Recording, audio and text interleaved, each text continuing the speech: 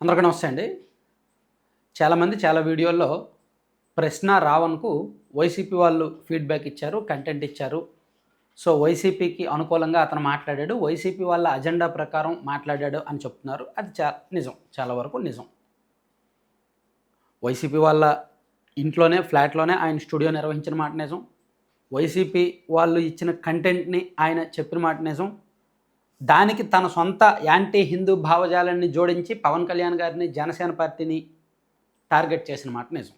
అయితే ఇందులో నాణ్యానికి రెండో వైపు మరో కీలకమైన అంశం కూడా ఉంది. అదే తెలుగుదేశం పార్టీ వాళ్ళు కూడా ఇతన్ని వాడుకున్నారు.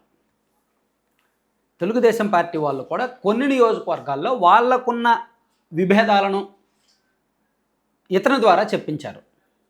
అక్కడ ఉన్న ఎమ్మెల్యేలను బలహీనం చేయడానికి, అక్కడ ఉన్న వర్గ పోరుని బహిర్గతం చేయడానికి ఉన్నవి లేనివి అన్నీ కలిపి ఇతని చేత వీడియోలు చేయించారు. అందుకే ఇతను పర్టికులర్గా టార్గెటెడ్గా చాలా నియోజకవర్గాల మీద,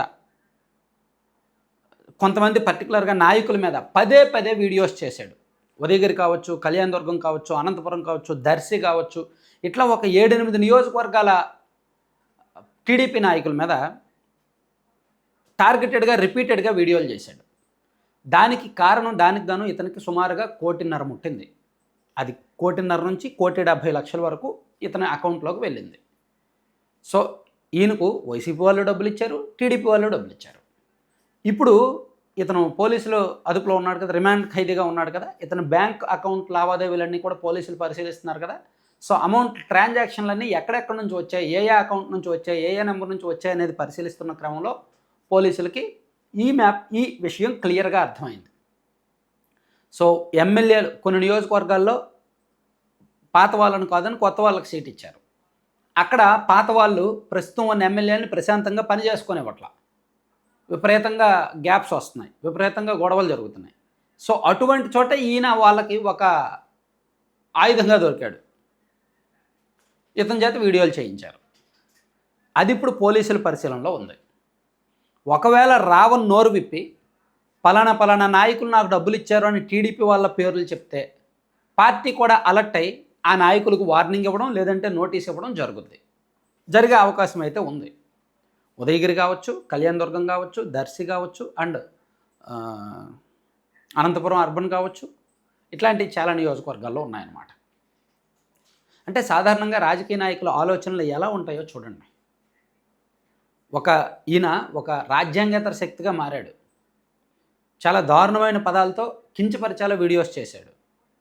ప్రశ్న అనే పేరు పెట్టుకొని ప్రశ్నించడం మానేసి సనాతన ధర్మాన్ని, హిందూ మతాన్ని, హిందూ దేవుళ్ళని, పవన్ కళ్యాణ్ గారిని, బీజేపీని, జనసేన పార్టీని వ్యక్తిగతంగా టార్గెట్ చేశాడు. శృతి మించి మాట్లాడాడు, హద్దులు మించి మాట్లాడాడు. సో, ఇతన్ని వాడుకొని ఆ నియోజకవర్గాల్లో ఎమ్మెల్యేలను బలహీనం చేయాలనే ఆలోచన టీడీపీ నాయకులకు ఎందుకు వచ్చింది? అది ఇక్కడ టీడీపీ కూడా అంతర్గతంగా ప్రశ్నించుకోవాల్సిన అంశం. ఆయన కూడా టీడీపీ మీద కూడా వీడియోస్ చేశాడు. మొన్న కొడాలి నాని గారు ఒక మాట అన్నారు, ప్రశ్న రావణ్ ఓన్లీ జనసేన పార్టీని, పవన్ కళ్యాణ్ గారిని టార్గెట్ చేశాడు, టీడీపీ మీద వీడియోస్ చేయలేదు అన్నాడు. టీడీపీ మీద కూడా చేశాడు. కావాలంటే మీరు వాళ్ళ షార్ట్స్లో గమన అండ్ ఇతను ఎవరు రావణ్ వాళ్ళిద్దరి మధ్య ఒక సంభాషణ జరుగుతుంది. ఒక షార్ట్ బాగా వైరల్ అయింది, చూడండి. సో, చంద్రబాబు గారి గురించి ప్రపంచంలో ఏదైనా తనే కనిపెట్టేస్తానంటాడు, ప్రపంచంలో ఏదైనా సరే తనే ఇచ్చేస్తానంటాడు. చాలా దారుణంగా చంద్రబాబు గారిని ట్రోల్ చేశారు వీళ్ళు. అంటే లోకేష్ గారిని ట్రోల్ చేశారు, చంద్రబాబు గారిని ట్రోల్ చేశారు. కానీ కొంతమంది టీడీపీ నాయకుల్ని సేఫ్ జోన్లో చూసుకుని వాళ్ళ దగ్గర డబ్బులు తీసుకున్నారు. అది ఇప్పుడు ఆధారాలతో సహా బయటకు వచ్చింది. సో, ఈ పాపంలో కొంతమంది తెలుగుదేశం పార్టీ నాయకులకు కూడా వాటా ఉంది అనేది ఎంక్వైరీలో బయటకు వస్తుంది. సో, ఇది పార్టీ పరంగా అప్రమత్తం అవ్వాల్సిన అంశం అన్నమాట. వైసీపీ వాళ్ళు ఎవరెవరు డబ్బులు ఇచ్చారు, ఏ కంటెంట్ చేయించారో అనేది బయటకు తీసే క్రమంలో టీడీపీ వాళ్ళు ఎవరెవరు డబ్బులు ఇచ్చారో, ఏ కంటెంట్ చేయించారు అనేది బయటకు వచ్చింది.